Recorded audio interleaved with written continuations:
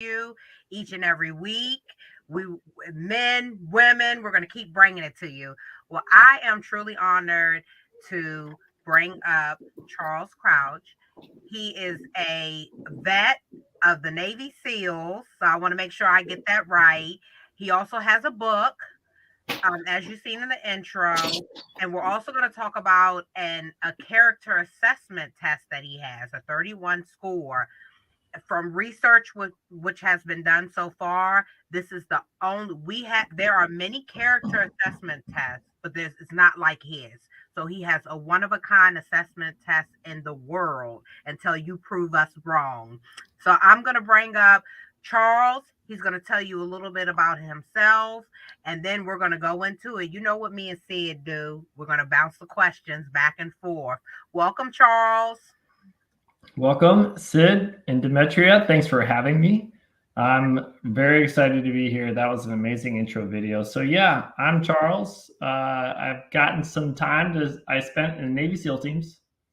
I then also got to spend some time in executive private security for some of the world's elite. And I got to peer behind the curtain into the lives of the one percenters. After that, I opened a CrossFit gym where I started a business in my garage, moved it into a commercial space, and sold it later. So I got to see that. And then something interesting is we felt like God was tapping us on the shoulder to sell it all and minimalize. So we did that. I didn't know how to sell my business, but I did it, figured it out. And we sold our house and we sold our stuff, and everything we owned were on 4 rubber wheels barreling down the freeway. And we got to experience America. 41 states we got to attend. We did the top, bottom, left, and right, and we skipped everything in the middle. We went to 62 different churches as a guest, and that was amazing. You know what? America has some great people. But as we step out of this thing we call work, the work cycle, in the sabbatical, we got to live on our savings, and I started noticing the world go without us.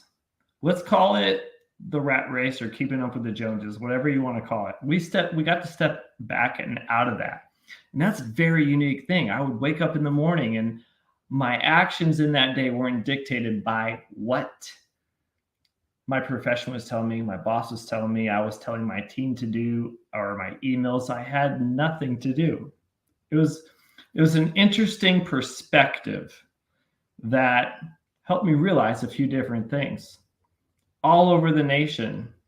And, my time in the SEALs, and my time as a man of faith, and my time working for a billionaire, and my time owning my own business, and in all those areas, and then watching all that happen without me in it, I started to notice some stories of people that failed and people that succeeded. And I started thinking about that. And on the trip, we visited all the historical sites. We got to go to the spot where General Custer fell with his men, and he was a military element that was an ambush, and he was ambushing the Indians, and his ambush got ambushed. And I took my kids to Washington, D.C., and we went to Plymouth Rock, and we went to St. Augustine, the first settlement of Florida. We went to the Alamo where President Santa Anna of Mexico tried to overthrow, and he did. He almost took Texas. I took my kids to the trading blocks where they auctioned off slaves in New Orleans. I took them to Selma, Alabama, where the bridge, walking over that bridge, there was a riot and people were trampled and dogs were released. We took them to Martin Luther King Jr.'s church. And all these stories and all these things I started witnessing kind of came together with the same exact themes. And I couldn't help it but write a book about it. So I believe character is the theme. The absence of character is behind the failure. The presence of character is in the successes. And I'd like to tell the world, listen, a good leader is a leader after God's own heart, and all you do will succeed. There's 31 principles in that book. for those who want to be a leader. And I'll tell you what, a lot of times we think that leadership is a seniority promotion. And we think that if I stay here for 5 years, for 10 years, for 15 years, for 20 years, I'm going to be in leadership one day. And that's not true. It's a character promotion. And that character promotion can happen for you in 5 days, 5 months, 5 years, or 50 years. It's really up to you how quick you want it to happen. And character is the missing puzzle piece that everybody knows. You have it or don't have it. And that's my story. I'd love to see where this conversation takes us. I see it. Let's wheel it on in. Yeah. So you kind of told us, a little about how you went into doing what you now do. Was there any, moments in your life that attracted you to, or that caused you to be attracted to the platform of The Good Fight? Can you correlate with any of the issues that we discuss, or anything of that nature? Yeah, I think your guys' theme is character. At the end of the day, it's the same theme that resounds in the rest of the world. That's why I'm attracted to it, because your message is character. And my message is character. And you know what? That's kind of like talking about eating your vegetables. It's good for you, but it's kind of boring. Nobody wants to do it. But there's a world out there who's waiting for someone to come and tell them how to live their life that they get to live. You know what? I'm in Texas. I'm in Central Time. It's getting late. The sun's about to go down. And I'm assuming it's going to come up tomorrow. While I'm sleeping, the other side of the world is going to be lit up. But what happens tomorrow is the Bible says nothing's going to be new. There's nothing new under that sun. There might be new inventions.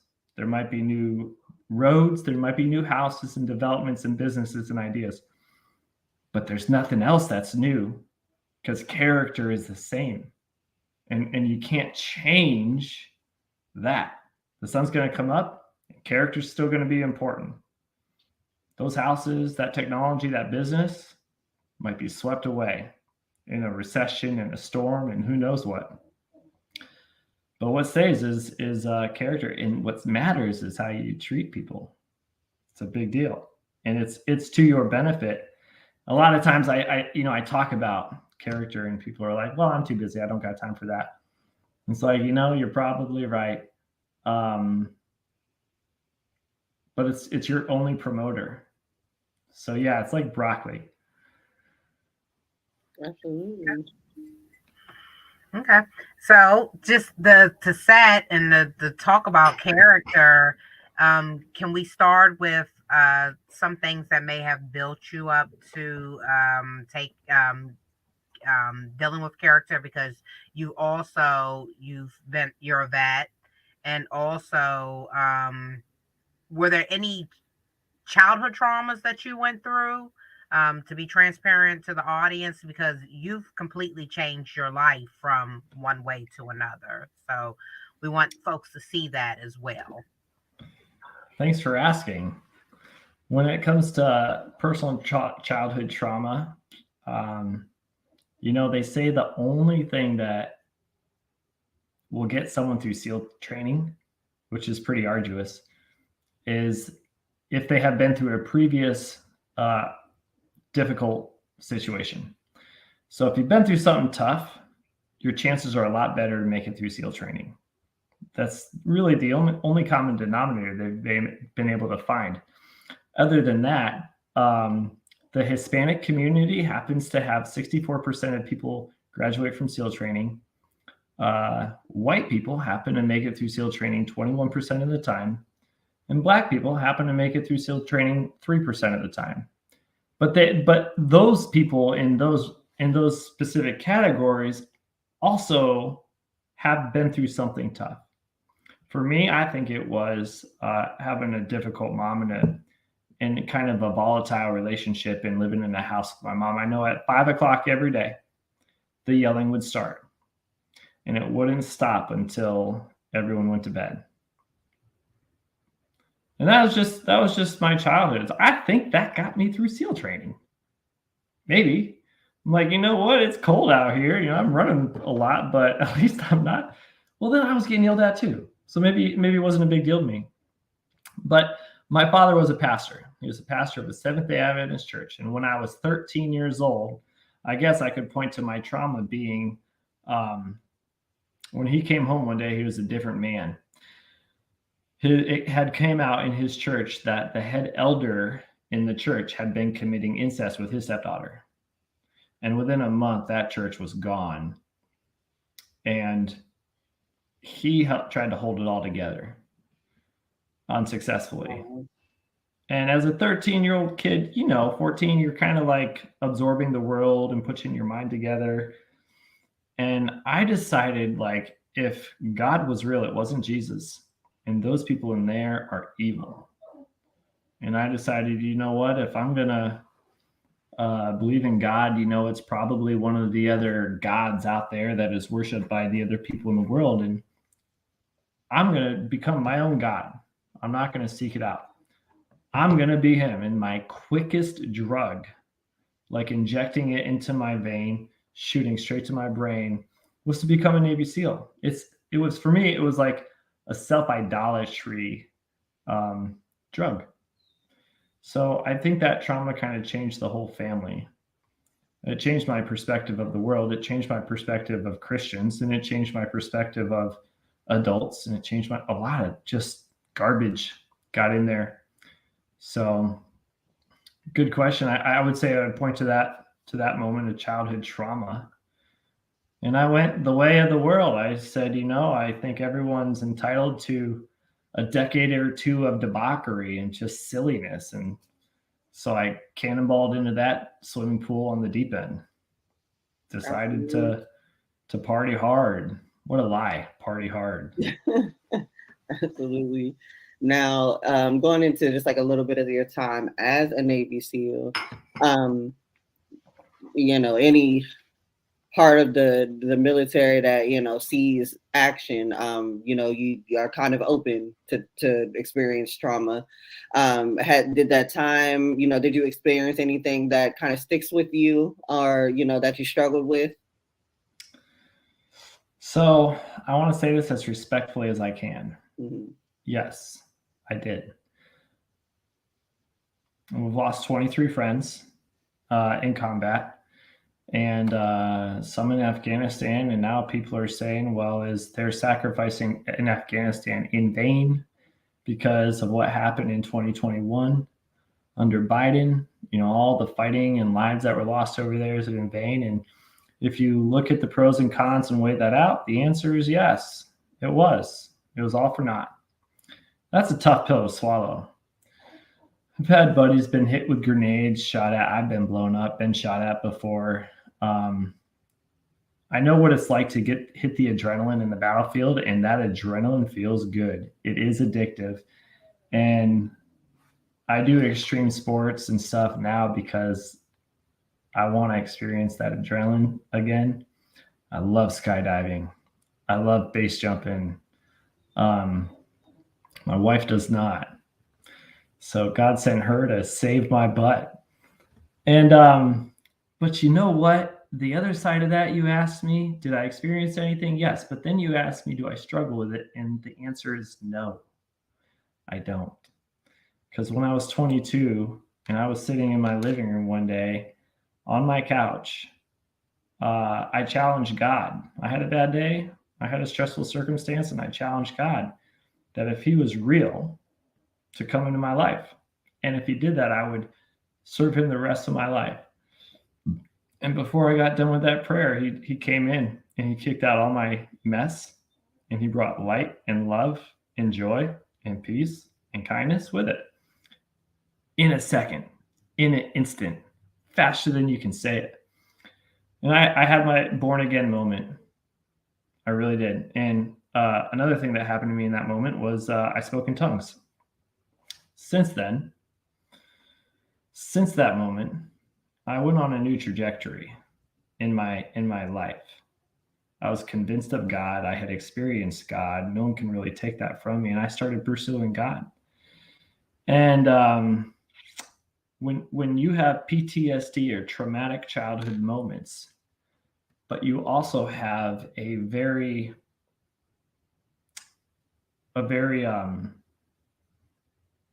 disciplined, devotional life with Jesus, PTSD can't hang around. So I don't have any PTSD. My wife loves me. My kids know me. My kids love me. They listen to me. I sleep good at night. I don't relive moments. I'm fine in the dark. I'm fine by myself. I'm fine while I'm driving. And, you know, what more could you ask for, having been to that and come back? And I say this with all due respect. There's a verse in the Bible that says, you know, I'm more than a conqueror through Jesus Christ. And if you think about that, a conqueror goes to battle and fights and wins. He conquers. But someone who's more than a conqueror doesn't have to go to battle and fight, and they win. And that's me. This PTSD was taken.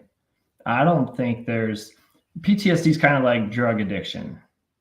You can go to all the group therapy you want, take all the medications you want, but you're still going to carry around that backpack with you. And it's pretty heavy. And you're always trying to fight off that monkey. But for me, the power of God is he takes the backpack off you for you. Mm-hmm. And you can be a warrior and you can't get rid of your backpack. And so I say that with all respect, because I know there are people out there that don't like to close their eyes at night because what the images they'll see.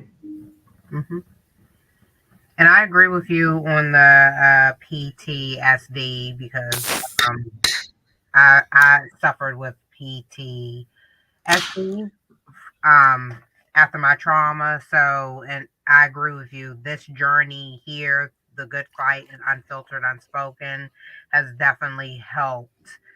It's like a cure. It's like when you're doing something good, it just suppresses the PTSD. So I definitely would agree with you there. God is essential. He's important, right? So people would agree to disagree, but I feel your energy on that. I have another quick question. So you traveled 41 states. Yeah. I admire you for that. Sold everything and started traveling. So your kids must have been homeschooled during that time. Yeah, we did a little curriculum on the road. Okay. Specific to the different states we were in. Oh, okay. Interesting. Okay. So leading to the character your book that starts with a 31 score.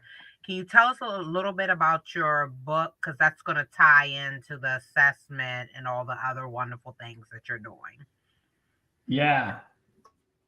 A Leader After God's Own Heart. Do you have a picture of it you can put up, or should I share my screen? You're muted. I apologize. I always mute myself. I ran it in the intro. You can okay. Yes, you can absolutely pull it.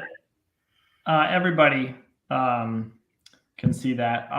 A Leader After God's Own Heart is 31 leadership principles that help you be a good leader and avoid the situations of like what I see as humanity doing that perpetuates failure and loss and lack. And every leadership principle is justified from a biblical perspective, a military perspective, and a civilian perspective. You know what? If you have something that works well in the military, it might offend a lot of people in the civilian world. And if you have something that works well in the civilian world in leadership, you're probably going to get eaten alive in the military with that.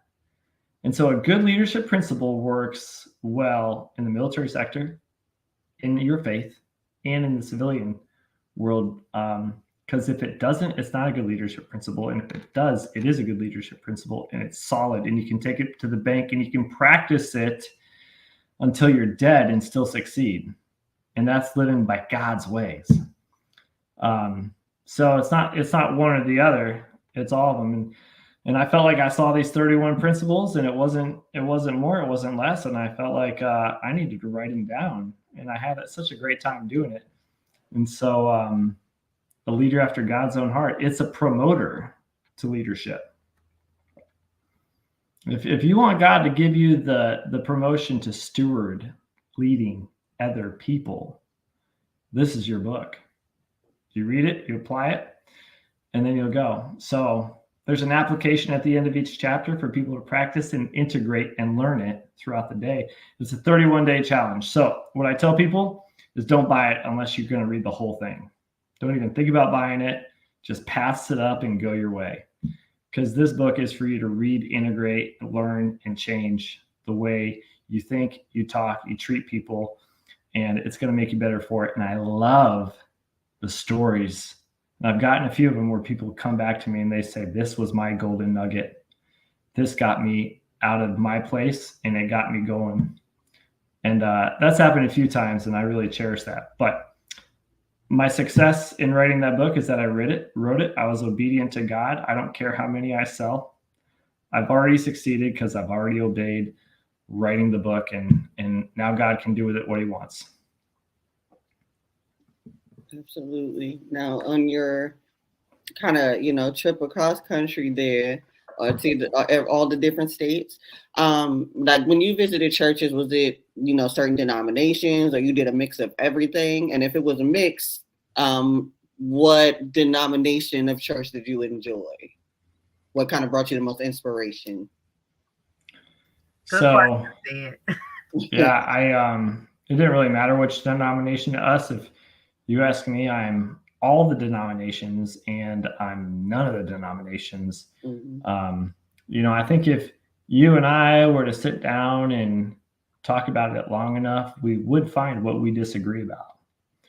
And in every church I went to, I saw good in every church and I saw bad in every church. Both were there. And I don't care about the differences anymore. We have horrific things going on in our world, and I think we just got to start enjoying each other for our differences, mm-hmm. and celebrating each other for our differences. And so we went in there and worshiped with a lot of different people. We went to 2 Black churches, and the rest of them were some mega churches, some churches out in the country that were the cowboy churches, some little Baptist churches with 80 people in them. And oh man, they were all great. And worshiping with everybody, man, there are so many good people in this nation. Despite looking at the news, what you might see, this is an awesome nation, and lots of people go to church. Mm-hmm. So in both instances of going to a Black church, one was in Tennessee, one was in West Palm Beach, Florida. The one in West Palm Beach, Florida didn't speak English. They spoke a dialect of Haitian called Creole. And I didn't understand anything they said, but there's like a little point where you greet everybody in the church, and in both those circumstances, everybody in the church got up and came by and said hi to my wife and I and introduced themselves, and you just feel washed after that, and you feel like one of the crowd. And no other churches did that ever happen. Absolutely. Well, that's interesting. It is. I only asked because, granted, I'm probably more familiar with like Baptist denomination, but to be honest, if praise and worship is not on point, it is not the church for me. I will find no motivation there whatsoever. Yeah. So I always wonder what it is for people, what it is they like about church, or what gets the juices running, because it's always praise and worship for me. If that part of the service is not good, I'm not connected at all. So I'm like you. It's like, how can you not? This God came down from heaven and died for my sins, like, and I'm just gonna sit here like a statue. Yes, I agree. So I have a question. Going through the churches, I know you said you went to 2 Black churches. They were more welcoming. The other churches, did you see, like, because we see in a society, we see a lot of stuff that goes on. Did you see any racism? Like, if someone wasn't, welcome. You get the sense in the feel, and you may not have not been looking for that, but did you? I didn't see racism. Okay. I wasn't looking for it though. Okay.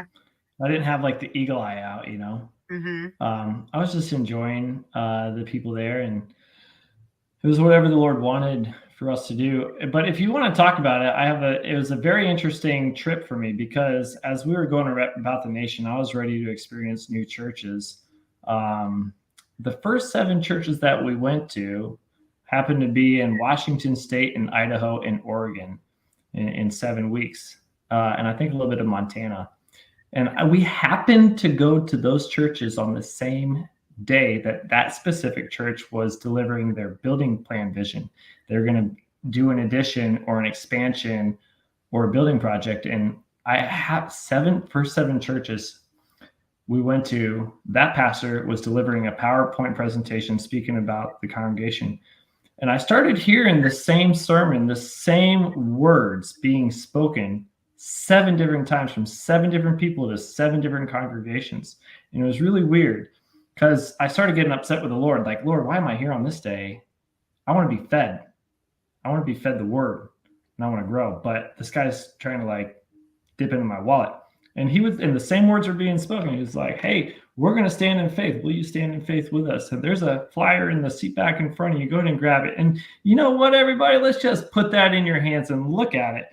And let's all take a moment to just close our eyes and just ask the Holy Spirit. That's all we're going to do. We're going to ask the Lord what you'll give.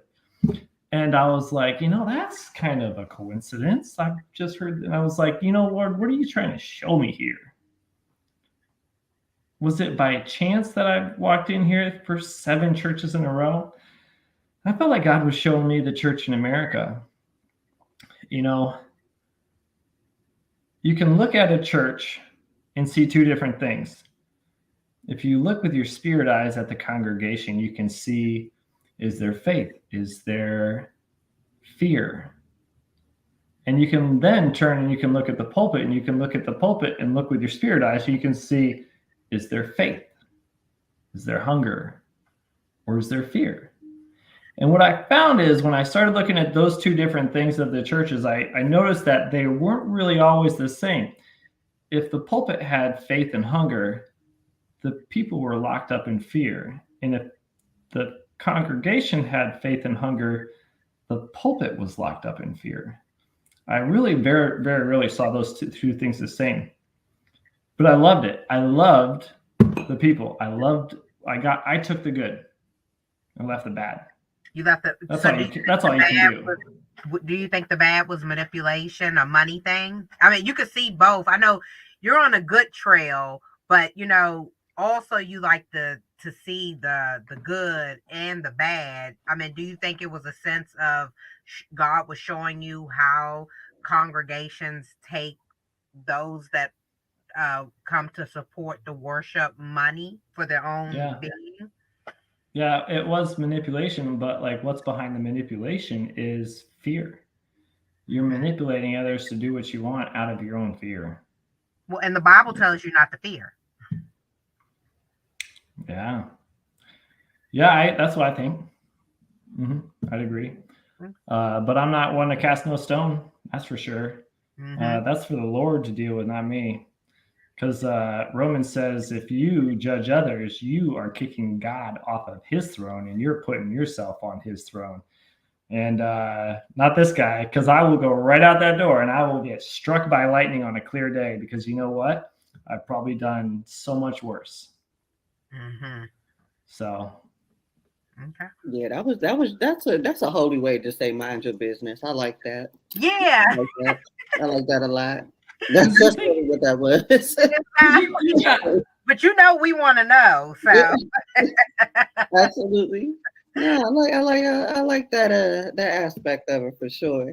Now, maybe I missed it when you were first explaining, but what initially, I guess, caused you to, kind of sell everything and go on that trip? Was that just for enlightenment, or was there something going on, monetarily, financially, that caused that, or what was the motivation behind that? God's given me the muscle in the family. And I like to work out and I got some muscle, but God's given my wife the compass.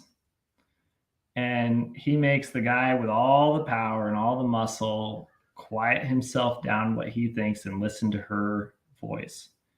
And she turned to me one day while we were driving down the road and she said, there's a change coming. Now, when I owned my gym, we were living great. She wasn't working at all. She was homeschooling the kids. I was working about 15 hours a week and my business ran itself. And I thought to myself, what possible change is coming? We're involved in the church. We planted the church. I ran for city council. You know, things are great. What change could be coming? But then when we started praying about it, we really felt like God was saying, like, liquidate and go. And I was like, okay, Lord, where are we going? And I'd sit and listen. Nothing. Silence. Deadly silence. Okay, Lord, how long are we going? Listen. Nothing. He was just waiting for us to obey with the first step. And I think there's a lot of other people out there that probably have something on their heart, like you guys starting a podcast. You did it. And you guys are having a ball. But I think there's people out there who have a thing, an unction. They have an idea and they're sitting on it. It ain't no fun sitting on it. The fun comes when you do it. You know how many people tell me they wish they would have been a Navy SEAL? Oh, and man, if I had a nickel for every time someone told. But you know what? You didn't. You know how many people told me they wish they would do an RV trip? They got a bucket list, and I was like, yeah, we'll do it. Go. Because, like, what's stopping you? Just go do it. I think there's people out there that have ministry on their hearts, podcasts on their hearts. They have a book they want to write.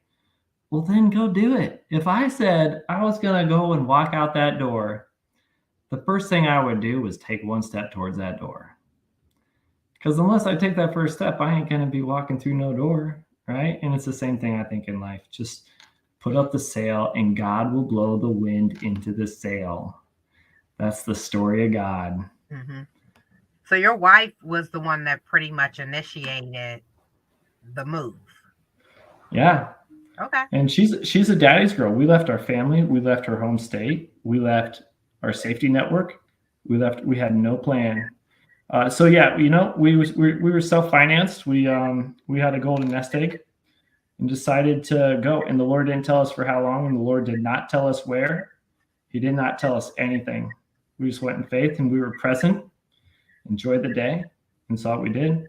And we landed in the Fort Worth part of Texas, okay, where 21 months later, we're driving down the freeway in the RV, and my wife turns to me again and says, "This is a nice spot." So it's all it takes. The gravitation, pretty much. It's like that magnet. Yeah. And I call her my little compass because she's got the direction and I do not. See, doesn't that remind you of us? Yes. What do we do when we started Unfiltered, Unspoken? What do we do? I made a call. We're jumping on tonight. It was a Monday night. We're jumping on. Love it. And we've been going since. And now look at you. You put together that amazing intro video. That's awesome. Cyd, that's my ride or die. I love her. That's my little sister. Yes. You can't tell me nothing different. She has definitely supported, stayed quiet on some stuff, probably wanted to throw me over this way. But she's I love you, Cyd. I just want to let you know. And it just reminds me that with Charles is here, how we jumped out on faith. So yeah. Absolutely. And I don't know. You guys are inspiring other people who want to do it too. Absolutely. Yeah. Now, I don't know, Charles, how much time did you need to go through each assessment? I don't want to short you on your time there with questions. Yeah. So really quick, we're going to go to break. We're going to take a less than 30-second break. We're going to come back and regroup, because what's about to happen next is you hear Cyd talking. Charles is actually going to take this character assessment test, one in the world, and he's going to reveal something about me and Cyd. So we're going to be an example of how the test is. Yeah. Sid, are you gonna go first? I go last. Okay. Okay, Sid's gonna go first. So Charles, can you double check to make sure you've received all Sid's information? And we're gonna Yeah. take a quick break, and we will be right back. All right.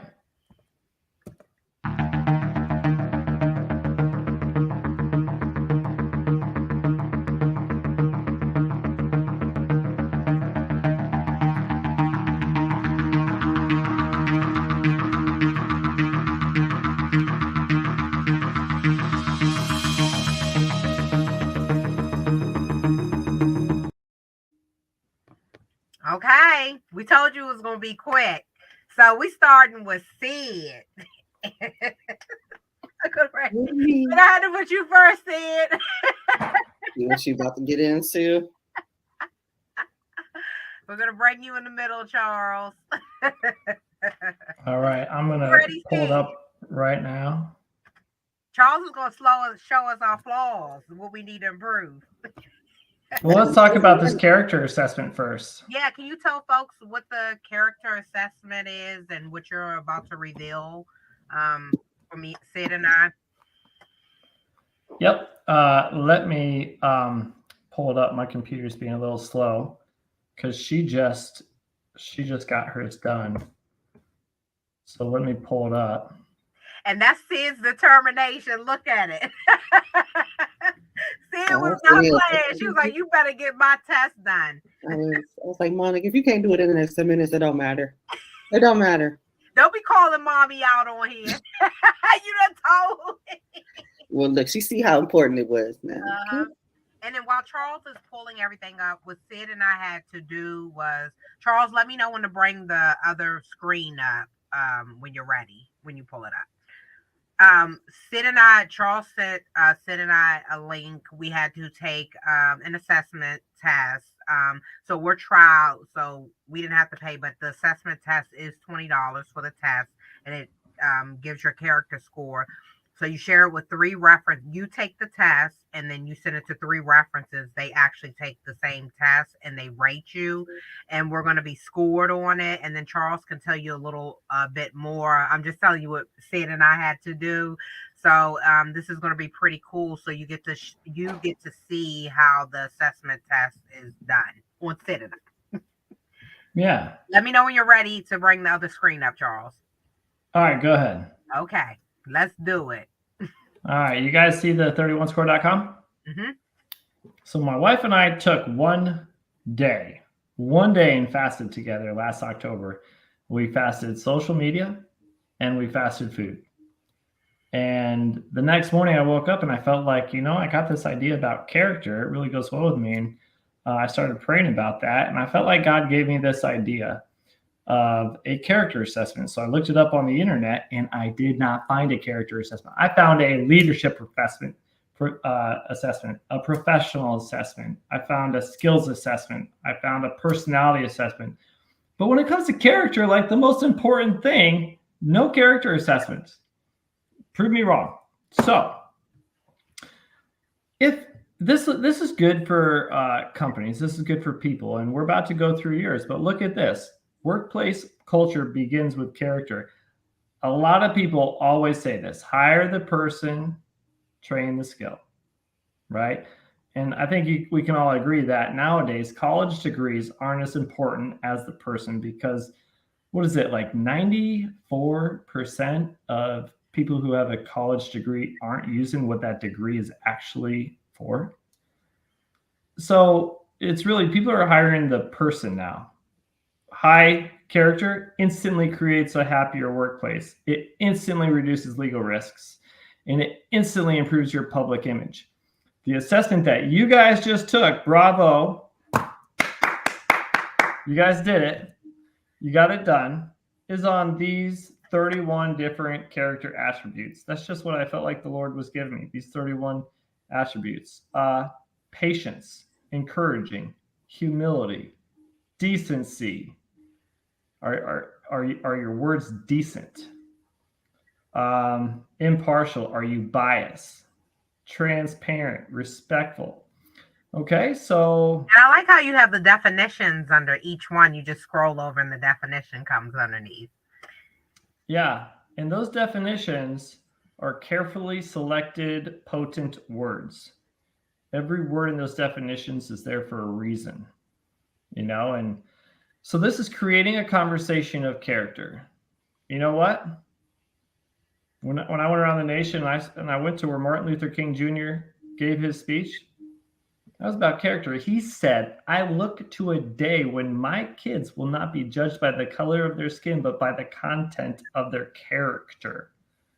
I believe this is being judged on your character. It's kind of like exactly what he was talking about in that speech. Michael Jackson said, I see the starving kids around the world, and I'm going to do something real, real great and real, real good. I'm going to work on the man in the mirror. He was going to work on the man in the mirror. In today's culture, you can look at the government and say how the government needs to change. You can look at different races, different economic classes, and different genders and say how they need to change. But character says, how do I need to change? Michael Jackson was saying it. Jesus said, I am first go and take the log out of your own eye before you take the sliver out of your brother's eye. This is working on ourselves. If everybody right now today worked on themselves, I think all the problems in the world would just go away. I agree. All right. Cyd, you ready? Yes. Don't get nervous now. I'm not. This is the first time I'm seeing it. 790 out of 999. Okay. Oh, good. This is pretty good. That's about what I scored. Okay, let's look at it. So you took a test on yourself, how you are and how you see yourself, and we're going to compare what you say about yourself to what other people say about yourself. Now, it's good if it's kind of like the same. Mm-hmm. But then if it's a lot different, what other people say about you, then we got to say like, well, now why do you see yourself differently than other people see yourself? And the truth is, the definition of your character does not lie within your own self. You don't get to define it. Other people do. It's your reputation. And we all have blind spots. We all think we're too cool for school. We all think our stuff don't stink, right? We all think it's them and not us. But see, I tell kids in high schools, like, look, kids, there are grandparents out there who don't know how to self-assess and say what their flaws are. This expedites that conversation. This teaches that skill. And I believe, like, this is what I saw around America and all these different historical sites that historical things were done. So, Cyd, listening.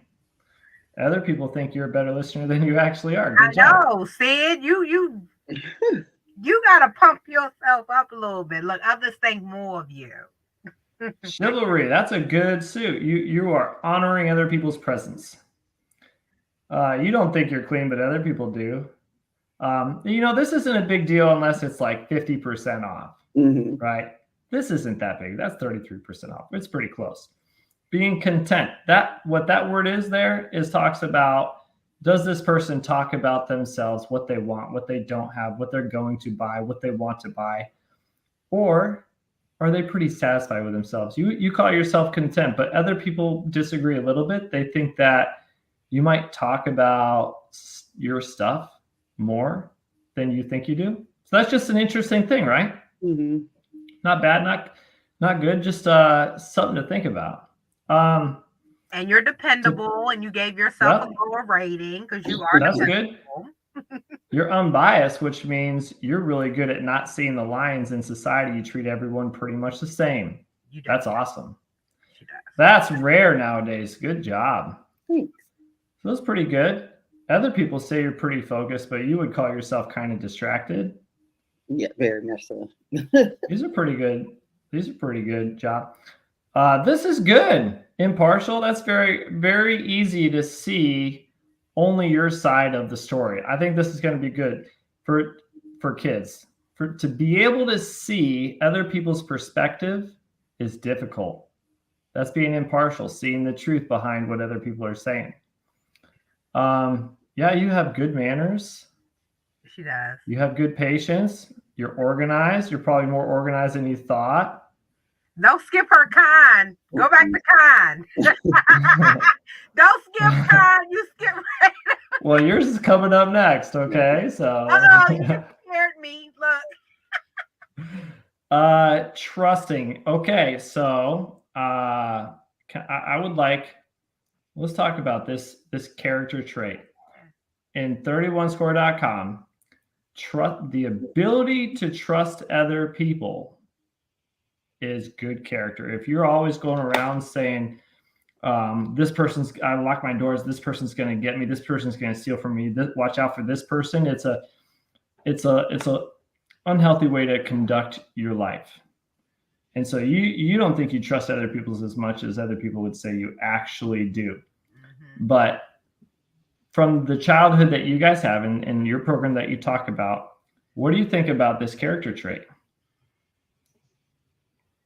I mean, I definitely think it's biased only because, it's the others are people that kind of like know you, which you probably are trusting of. So they have no reason to really think otherwise. Yeah. But yeah. I think Cyd is one of the most smartest, brilliant humans that you would run across. And she'll tell you, I always tell her she doesn't give herself enough credit. And I hope this test will help you give yourself more credit because you don't give yourself as much credit. And this right here shows, a lot of what we're talking about, the credit that we give to you. I hope you recognize it because you are, you're one of a kind, Cyd. So other people think so. Look how thoughtful people think you are. Amazing. Yeah. And punctual and respectful and tolerant. That is gotta be Look, I'm here talking trash. Wait till mines come up. That's the boomerang, right? So work-related character, who you are at work, your character with your friends versus your character with your family and at home. So this is kind of saying, okay, are you the same at home that you are at work that you are with your friends? Because let's face it, if you're different people in different places, some people could call that bipolar. Being high character is being consistent with everybody and not being a chameleon. So they're all pretty close together, Now, what's the highest percent you can get? A 5%? A 5? At the bottom, it says 5%, 5.0. If you go to the bottom, it says, I'm in a 5.0, 4.6. Is it a 5.0 the highest? 7 is. Okay, 7 is the highest. Okay. So anything above 3.5 is good. Anything below 3.5 is bad. Everything out of up here at the top, everything above 500 is good. You know what? If you're going to hire someone, this just gets you a little quicker into the conversation that you want to have so you don't hire someone and then regret it later.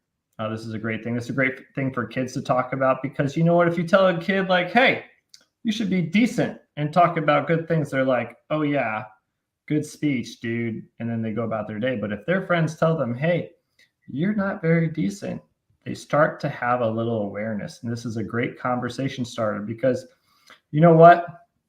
Elon Musk says he wants to go to Mars. But Charles says, before we look up and go up, we have to look down into our hearts and fix what's in our hearts first.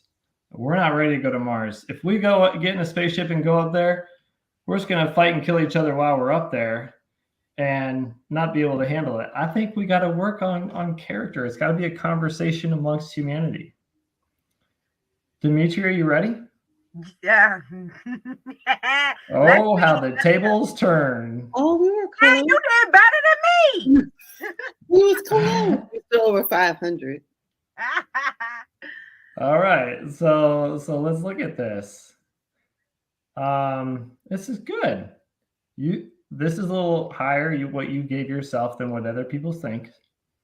No, that's not bad. You're still pretty close.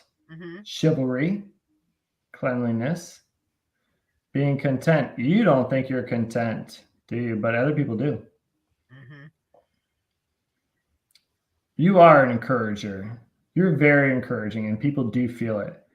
I'm tell you what, think about it. 100% is a hard number to get. So 90% is great. Mm-hmm. Unbiased. This is a good number, right? It's a great number. Mm-hmm. I don't think perfection is out there.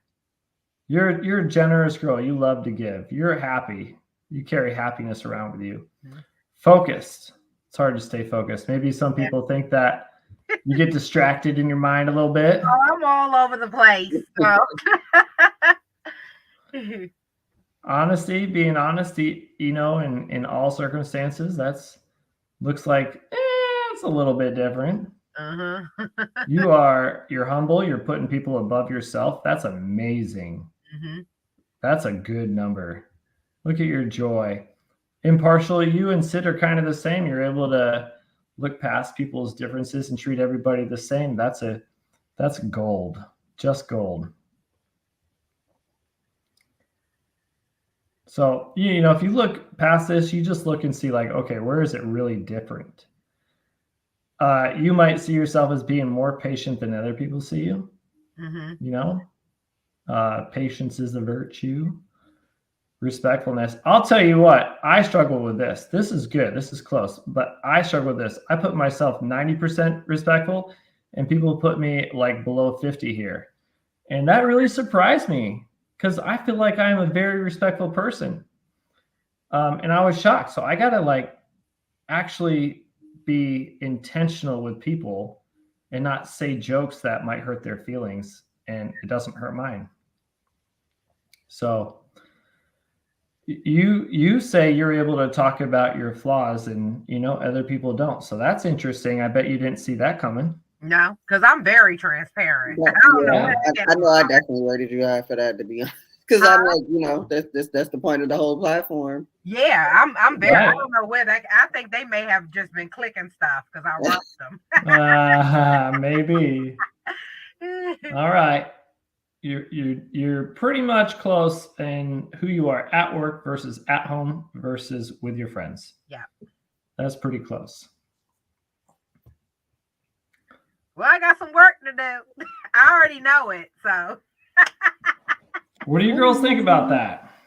That's pretty cool. It's pretty cool, yeah. I mean, I think, in some aspects we give ourselves more credit and people give us less credit, and then we give ourselves less credit and people give us more credit. So yeah. Interesting. But that can help you narrow it down, and you know what? There's no one's throwing any dirt here. Mm-hmm. Everybody needs to work on themselves. So there are people that will score under 500 and they need a brother. They need a cheerleader. They need some encouragement because they have it rough. And I would think a lot of people in your network would benefit from that. So can I give everyone a free assessment? We'll toss it out there. If you give it, we'll toss it out there. I think some people need it. Is that what you want to do? I want to give it away. Then what are you going to make off of it? I want to change the world and start a conversation amongst humanity about character. And if I do that, I'm a blessed man. Can we offer free assessments through the Good Fight? Yeah. Can we do it that way? Yeah. In fact, yeah, let's talk about it later. Okay, yeah, let's chat about make your own code specifically. Yeah, we can give you guys a code to do it. Yeah, if you can generate a Good Fight code, yep. That way they're coming through the Good Fight. Yep. That'd be great. Yeah, that'll be good. Yeah. I'm excited because you know what? Humanity, my goal is to raise this awareness in humanity about character. Mm-hmm. The Lord spoke this to me like 4 years ago that he wants to change leadership on earth. So I got I got an assessment for you to become aware of it, and I got a book for you to practice it. Mm-hmm. And that assessment right there, what you guys did is you just looked in the mirror at your heart. Mm-hmm.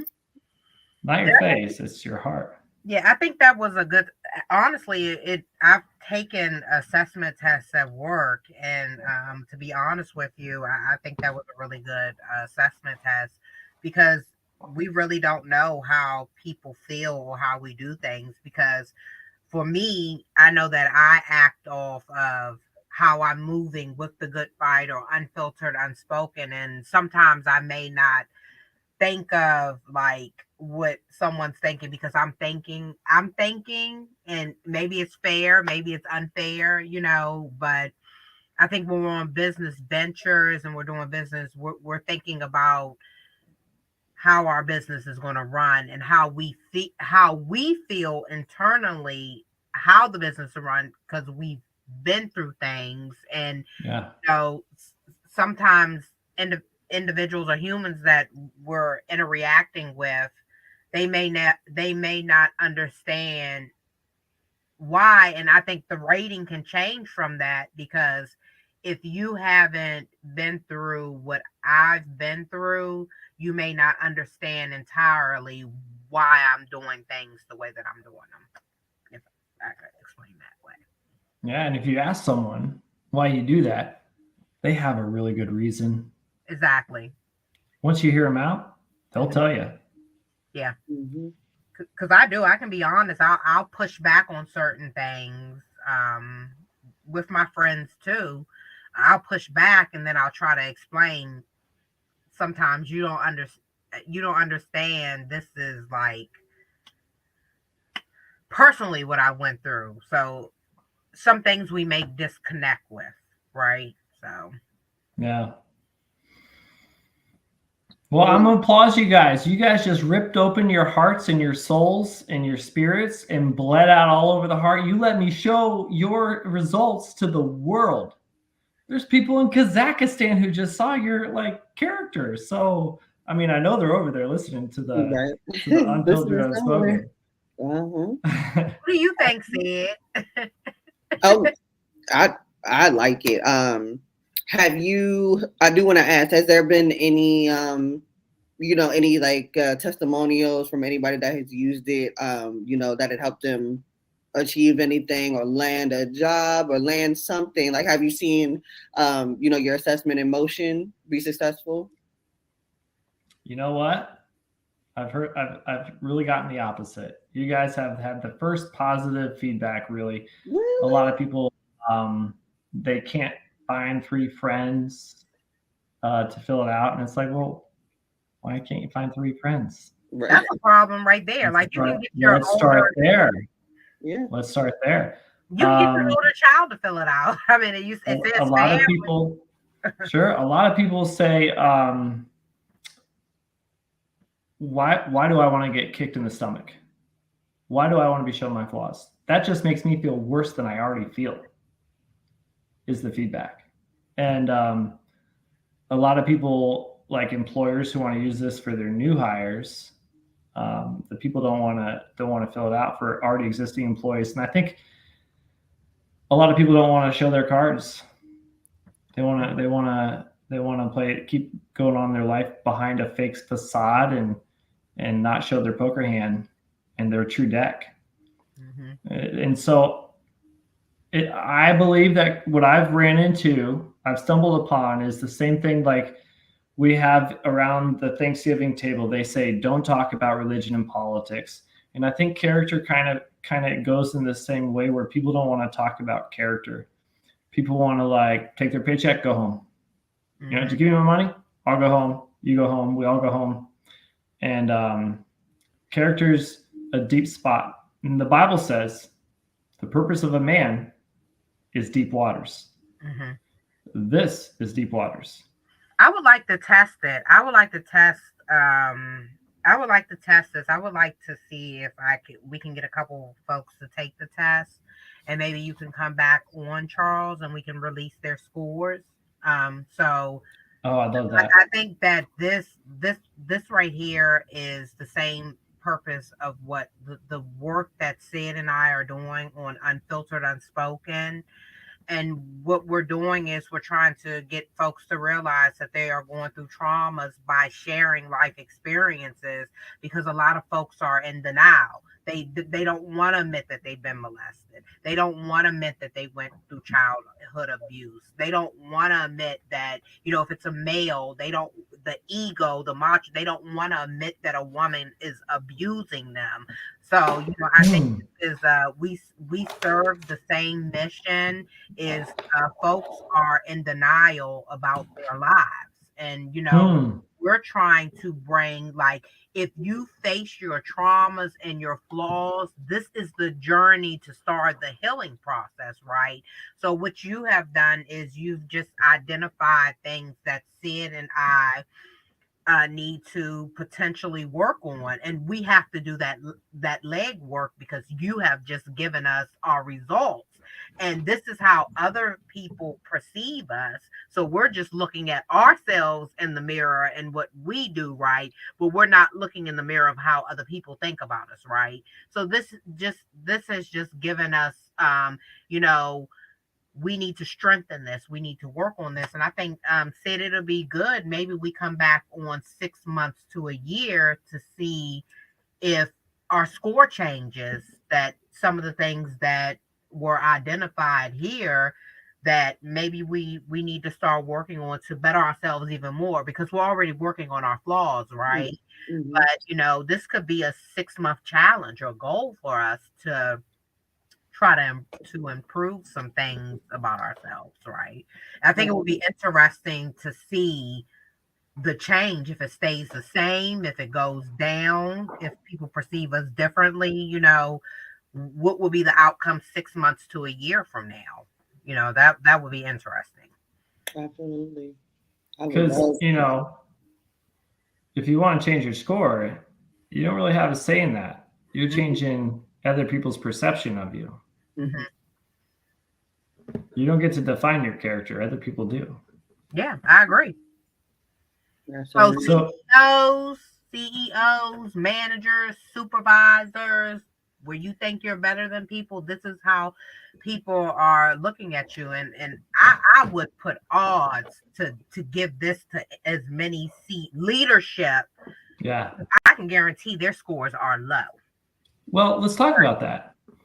If you have a Fortune 500 CEO or an executive who has a very lavish lifestyle and is able to, they get up and they have their workout at 6 a.m. and they have their breakfast at 7 a.m. and they go to work at 8 a.m. and at 9 a.m. they have a meeting, and at 10 a.m. they're given reports, and at 12 they have a company lunch, and at 1 o'clock they have their foursome golf outing, and at 5 p.m. they have dinner, and then they go home and rinse and repeat. And someone who tells other people what to do, and then you have someone who serves them, who cleans their office, who takes out their trash.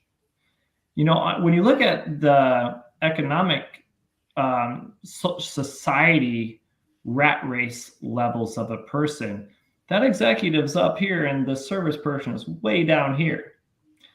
But if both of those same people take a character assessment, that humble servant that's serving other people, they score way up here. Mm-hmm. And that executive scores way down here. Mm-hmm. And the gauge of value is inverse.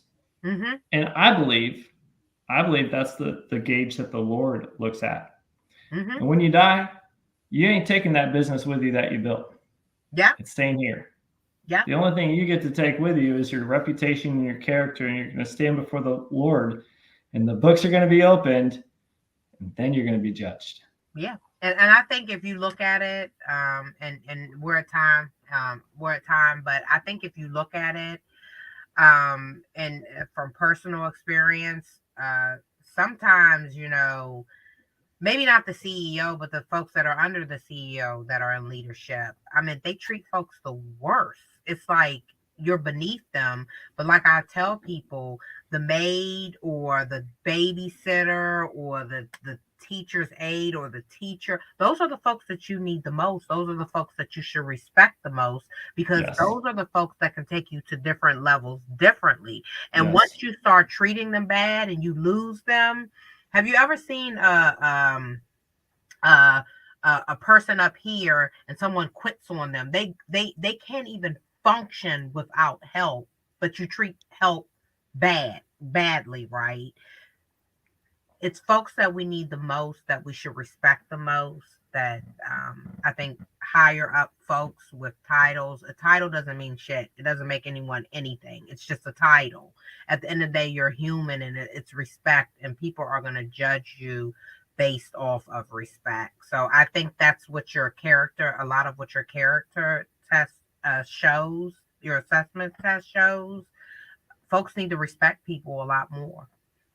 Yeah. If we all do like Michael Jackson said and work on the man in the mirror, I think most of our problems in humanity go away. And then we jump on a spaceship and go take over Mars. Yeah. I don't want to go to Mars, but yeah. But I will face the woman in the mirror. That's what I'm doing now. So yeah. Cyd, do you have anything to say? I know. I don't, but we are at time, and I want to make sure that you get the same opportunity as everyone. So this is where what we call shameless plug. This is where you would direct our viewers, how your websites, what you have coming up. If you do have anything for purchase, projects you're working on, this is just where you really sell yourself, and where our viewers can go to support you. Yeah. All right. Well. 31score.com is where you can get the assessment, and you can get my book, A Leader After God's Own Heart, on Amazon. But I'm not pitching. I don't really want you to go and buy my stuff. I want you to go walk the other way. If you're not going to like take it seriously, like go have fun. Have fun. That sun's going to come up tomorrow. Have fun. Mm-hmm. But if you want a challenge, start it and finish it and integrate it and change it. And I think you'll be a better person. I think you'll get promoted. I think people will like you better. I think you'll have a funner life. I think your family will like you better. I think your peers will promote you. But my rewards, not in a book sale. My reward is not in an assessment sale. My rewards, I already got it. I already did what the Lord told me to do. I'm done. I'm a success. And that's it. So don't go buy my stuff. Don't do it. Do it if you're going to use it. That's what he's trying to tell you. If you're I would say, or if you got bigger plans where you can get somebody like an employer that could use the character assessment, I would say give him that opportunity then. Yeah, you know how much money they spend on like the skills assessment, the personalities assessment, and those don't even matter. Mm-hmm. Right? Who cares? This was like honestly one of the best assessment tests I have taken. Mm-hmm. Yeah. Okay. Charles, you hold on. We're going to chat a second. Thank you for tuning in to Unfiltered Unspoken. We're going to keep bringing life experiences to you. I hope you listened to a lot of what Charles was saying. He came from his childhood traumas of yelling, and the differences that he went through was about cost him to join the Navy SEAL. He is a vet, so we want to commend him for that as well. But as he said, if you're going to be a Navy SEAL, most Navy SEALs have a trauma that they have been through, those that are successful. So Charles, he does have a book, as he mentioned. Cyd and I took the 31 score assessment test, and as you see, we thought things were a little different and the numbers fluctuated, and we have some things that we're going to work on. So Cyd and we're going to retake this test in about 6 months, and we're going to bring back the results to you. I recommend that anyone in leadership, I recommend that you take this test. It will show you your character, because a lot of times leadership, you are treating folks underneath you bad. So this test would be good for you to assess how you are treating folks and how people feel as though you are treating them. Charles, we want to thank you again for coming. We are going to create a code for those coming through the Good Fight to take the 31 score test for free. We're going to do a panel. We would love to see the results and those that would like to see the results. So if you are interested with sharing, please get us at Demetria, Demetria, at Unfiltered unspoken.com, or you can DM me, reach out to me, message me, or my number is available. You can text me. So, Charles, we want to thank you again. We want to thank you for the assessment, because Cyd and we have some things that we need to work on. And thank you for tuning in to Unfiltered Unspoken. We're going to keep sharing life experience. We're going to keep doing anything to help anyone realize their trauma, so you do not have to be in denial about anything. Thank you for tuning in to Unfiltered Unspoken, and we will see you next week. Have a blessed night.